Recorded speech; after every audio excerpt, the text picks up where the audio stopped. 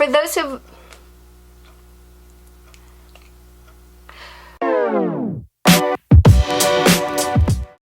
Hey guys, long time no see. I know it's been a while since I've made a video, but today I will show you guys my August and September favorites. I don't have much to show you, so I hope it doesn't turn out to be too long. For those of you who are still subscribed to my channel, thank you so much for being patient with my videos. I know I've been totally slacking the past 2 months, and if you're a new subscriber to my channel, welcome, and I hope you find my videos helpful. Today I'm going to show you guys my favorites for the month of August and September. And as far as my future videos, I have a couple of hauls that I have yet to do because it's kind of a nice way to ease into the filming, because I still feel slightly awkward because it's been at least almost 2 months since I've made a talking video. So usually a haul video can get me kind of talk, but I wanted to start off first with a favorites video because I know this favorites video is already really behind, so let's just get started. If you're wondering what's on my face, I did film a tutorial which should be up already. If not, you should follow this video featuring the Vegas Nail Stardust palette, so stay tuned for that. So if you like what I have on my face. So as far as my face favorites for the month of August and September, I have a face combo as my favorite, and it's the Too Faced Amazonian Clay Full Coverage Foundation, and mixed with the powder, with this powder right here. This powder, I got it from Ulta, and it's supposed to be like an all natural powder. It's by Honeybee Gardens, and the shade I'm in for this one right here is called Malibu, and that's the face powder I used together with it. And I find that if I use this foundation with any other powder, I find that it just looks too cakey with my skin. But with this, pairing it with this powder, I feel like because it's a mineralized kind of powder, it kind of gives my face back that luminosity because I feel like the finish of this is a little too powdery for my taste. As far as eyeshadows, this palette right here is my Makeupgeek palette. It has been my go-to. Every time I wanted to come up with an eye look, I always still gravitate towards this palette right here, and I don't remember how many is in this palette, but I finally filled this palette up. I know Marlena is coming up with new colors as well, and which totally bums me out because there's no room in my palette for any new colors, but I've been particularly gravitating towards this area, which is the browns and the warm colors. And every time I wear the eyeshadows with this, I usually pair it with the Anastasia Shadow Couture palette. This palette is gorgeous. If you're looking into an everyday neutral palette, I highly recommend this palette. It has everything you're gonna need.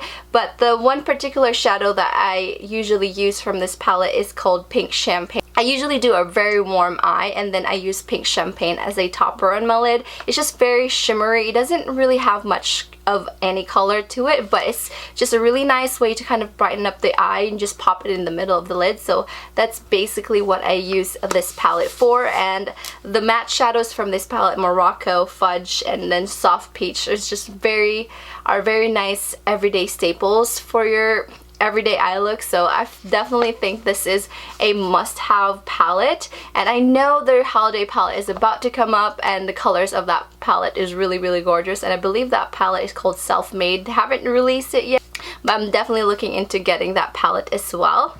And then the last eye palette that I'm going to show you guys is the Kat Von D Shade and Light palette. I just featured a tutorial. My last video, which is about 3 weeks ago, was a tutorial for this one, and that's basically kind of like my staple look, which is a very warm eye since we're just getting into the fall season. It hasn't quite cooled down significantly here in California, but I definitely love this little corner right here from the Shade and Light palette. It's just a really nice, warm, neutral look that I can wear every day. As far as the lip favorite, I can't find my LA Splash Lip Couture in Latte Confession. If you follow me on Instagram, you guys saw that my husband and I were in Disneyland, and I was so surprised with the staying power of Latte Confession. And this one right here is Nymphadora. I just can't find. I was gonna swatch it for you guys, but I can't find where it is. It's in one of my purses, and I just don't know where it is. The staying power of these is amazing.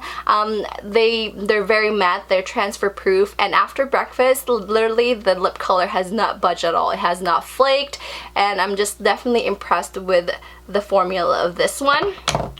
And then I do have a favorite from the Colourpop Ultra Matte. I love the color in Tulle. I feel like this is a really pretty everyday color. I don't really like the formula of this too much. I feel like they're a little too drying for my taste, but they're very, very pigmented. If you're looking for a very affordable matte lipstick, I definitely do recommend this, but you just have to kind of brace yourself. They're a little bit more drying compared to like the Anastasia Beverly Hills ones, or even the Sephora lip stains. I'm wearing one right now and I love this formula because it's matte, but it's not as transfer proof as the Colourpop ones, but they don't feel as drying on the lips. As far as a nail polish favorite, I have this one from Butter London. I'm not sure if this is a permanent shade.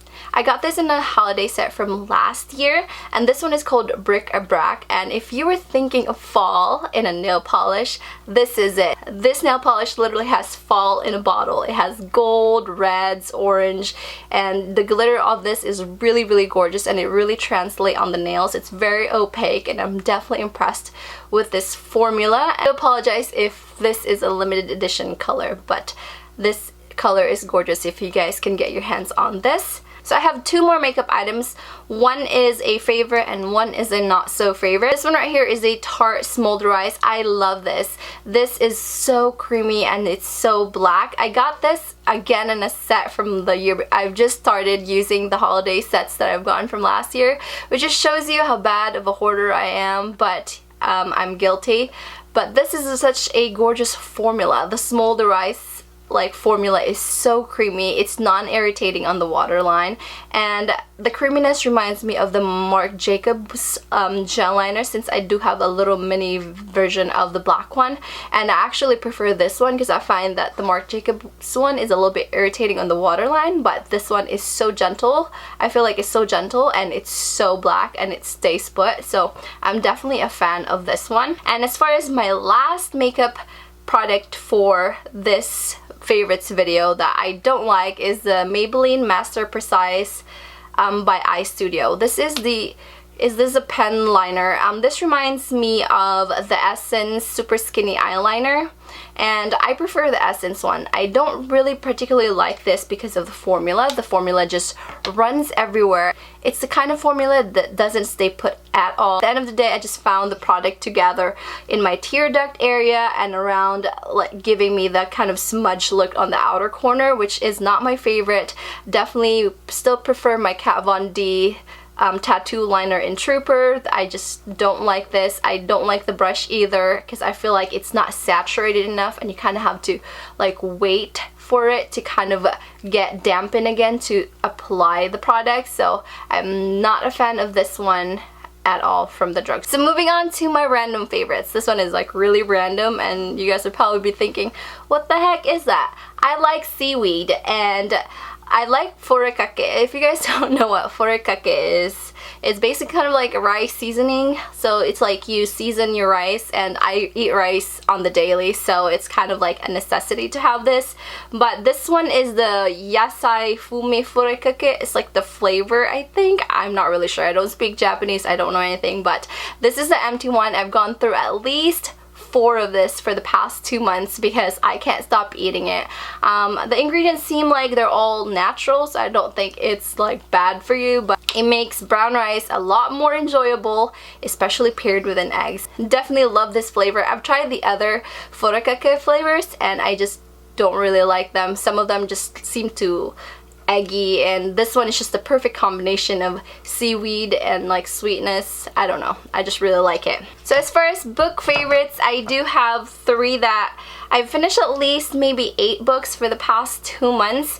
I finished the Fallen series by Lauren Kate and the Fall of Angels by Keary Taylor, and then I just recently finished The White Rose by Amy I can't pronounce the last name because it just sounds funny, by Amy Ewing. The White Rose just came out on Monday, and it's a sequel to The Jewel that I've mentioned in a past favorites, but I finished this in like 4 hours, and I'm so sad because they kind of ended it and I was just not satisfied because I wanted to know more. It was like 300 pages and it was like done.